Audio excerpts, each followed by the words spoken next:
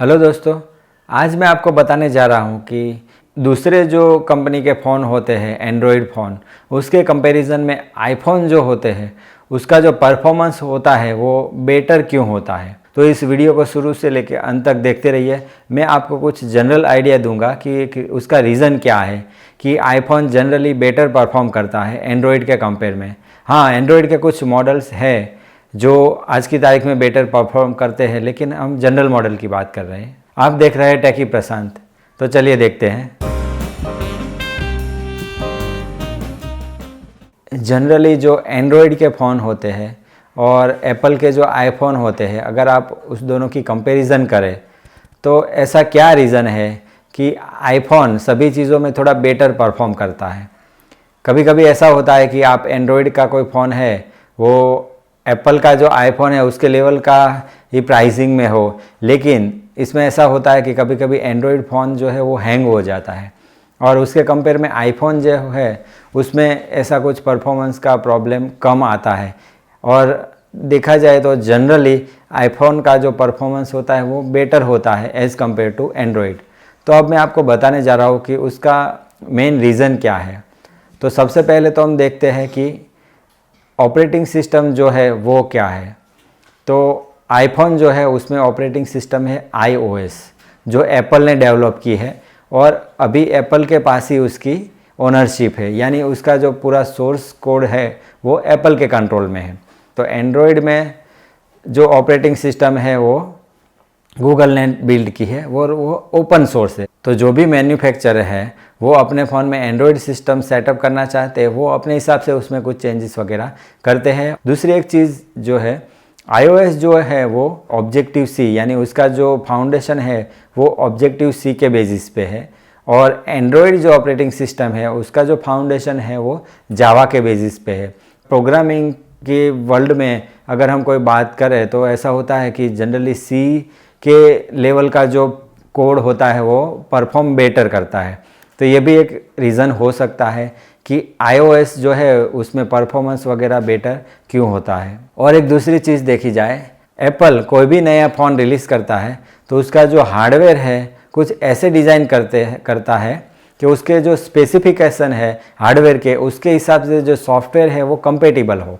या तो फिर वो ऐसे भी करता है कि जैसे वो नया मॉडल रिलीज़ करते हैं तो वैसे ही अपनी जो iOS ऑपरेटिंग सिस्टम है उसमें भी कुछ ऐसे फीचर्स ऑप्टिमाइजेशन कर देता है कि जो नया फ़ोन का जो मॉडल है उसमें वो सपोर्ट हो।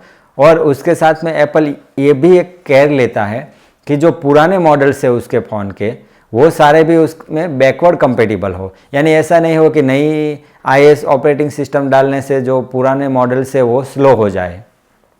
और इसके अगेंस्ट में एंड्रॉयड में क्या होता है कि एंड्रॉयड जो फ़ोन है वो अलग अलग मैन्युफैक्चरर उसे मैन्युफैक्चर करते हैं। तो हर एक मैन्युफैक्चरर जो एंड्रॉयड का जो ओपन सोर्स वर्जन है उसे ले लेते हैं, बाद में उसे कुछ अपने हिसाब से मॉडिफिकेशन करके ऑप्टिमाइजेशन करके अपने फ़ोन के मॉडल में वो रिलीज़ कर देते हैं। तो ये होता ये है कि ओरिजिनल जो एंड्रॉयड डेवलप की है वो गूगल के थ्रू डेवलप हुई है और उसका सोर्स कोड मैन्युफैक्चर बाद में अपने हिसाब से अपडेट करता है। तो पता नहीं कि कुछ कई बार तो ऐसा होता है कुछ ज़्यादा ऑप्टिमाइजेशन हो जाए, कई बार ऐसा होता है कि जो फ़ोन में वो एंड्रॉयड का वर्जन डालने वाले हैं उसके हिसाब से ऑप्टिमाइजेशन प्रॉपर नहीं भी हो, ऐसा भी हो सकता है।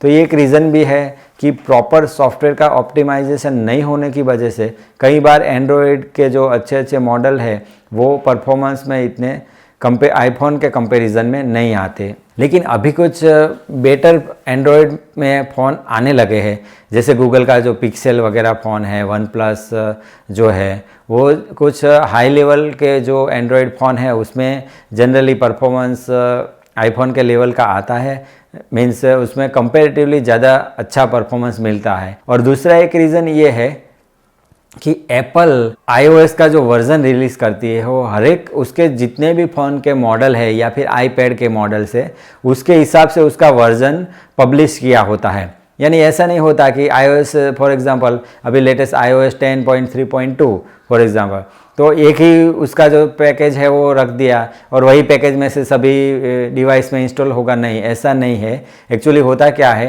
कि हर एक मॉडल जो है उसके हिसाब से वो जो पैकेज है उसे बनाया जाता है और बाद में उसका अपडेट रिलीज़ किया जाता है। यानी जैसे अगर आप आईफोन 4 यूज़ कर रहे हैं, आईफोन 5 यूज़ कर रहे हैं, आईफोन 6 प्लस 7, तो इसमें क्या होता है कि हर एक जो फ़ोन के मॉडल है आईफोन के, उसके हिसाब से पैकेजेस होते हैं। तो आप अगर आपके पास 2-3 फैमिली में फ़ोन हो, अलग अलग मॉडल हो, तो आपको पता चलेगा जैसे ही iOS का नया वर्जन आता है तो मॉडल के हिसाब से उसके जो अपडेट होते हैं उसकी साइज़ अलग अलग होती है। तो वर्जन का नंबर सेम ही होता है, लेकिन होता क्या है कि जैसे अगर आपका पुराना फ़ोन है आईफोन 5, तो उसमें जैसे स्क्रीन में कुछ एनिमेशन वगैरह कुछ फीचर्स होते हैं, तो वहाँ पे वो लोग डिसेबल कर देते हैं वो फीचर्स को। तो क्या होगा कि जब आप नई ऑपरेटिंग सिस्टम पुराने मॉडल में भी डाल लेंगे तो उसमें भी परफॉर्मेंस बेटर ही आएगा, और आप वही वर्जन अपने नए फ़ोन में डालेंगे तो उसमें भी परफॉर्मेंस बेटर ही आएगा। लेकिन उसमें क्या होगा, कुछ एनिमेशन इफेक्ट वगैरह जो होती है UI यूज़र इंटरफेस के रिलेटेड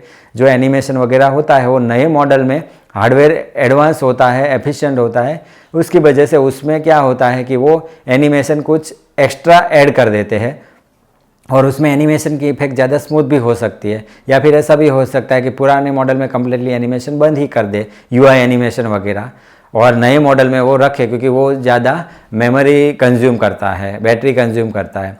तो ये एक चीज़ है जो एप्पल बहुत अच्छे तरीके से उसको मेंटेन करता है। दूसरे एंड्रॉयड में जनरली क्या होता है कि मैन्युफैक्चरर जब वो कोई फ़ोन का मॉडल का हार्डवेयर डिसाइड करते हैं उस टाइम पे जनरली वो लोग एंड्रॉयड का भी वर्ज़न ले लेते हैं, लेकिन उसमें भी ऐसा नहीं कि उस वक्त मार्केट में जो एंड्रॉयड का लेटेस्ट वर्जन हो वही चूज़ करें।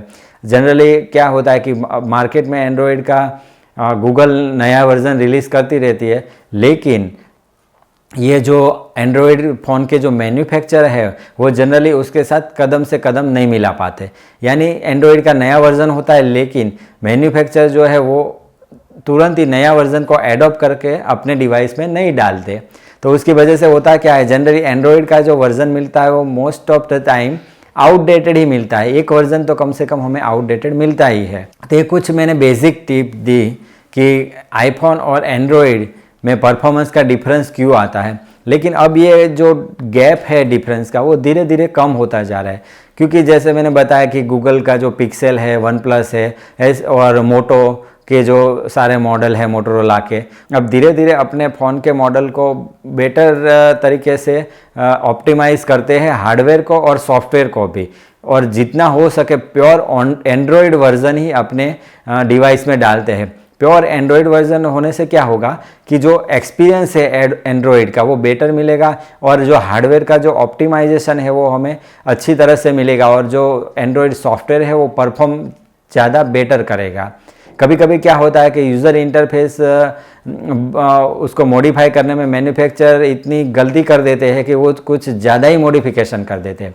तो होता क्या है कि ओरिजिनल जो एंड्रॉयड का जो वर्ज़न है वो परफॉर्मेंस में बेटर होता है, लेकिन जब फ़ोन मैन्युफैक्चरर जब उसे अपडेट करते हैं तो वो थोड़ा स्लो हो जाता है, क्योंकि वो उसके ऊपर एक एक्स्ट्रा लेयर लगा देते हैं। तो एक्स्ट्रा लेयर होने की वजह से परफॉर्मेंस में काफ़ी सारी उसकी इफ़ेक्ट हो सकती है। तो ये कुछ आसान तरीके से मैंने समझाने की कोशिश की है। अगर आपको ये वीडियो पसंद आया है तो उसे लाइक कर दीजिए, और इस चैनल को सब्सक्राइब नहीं किया है तो उसे सब्सक्राइब भी कर दीजिए, क्योंकि मैं ऐसे ही वीडियो अपलोड करता रहता हूँ। सब्सक्राइब करने के बाद जो बेल का आइकॉन आता है उसे भी टैप कर दीजिए, तो जैसे मैं नया वीडियो अपलोड करूँगा तुरंत ही आपको उसका नोटिफिकेशन मिल जाएगा। आपका बहुत बहुत धन्यवाद।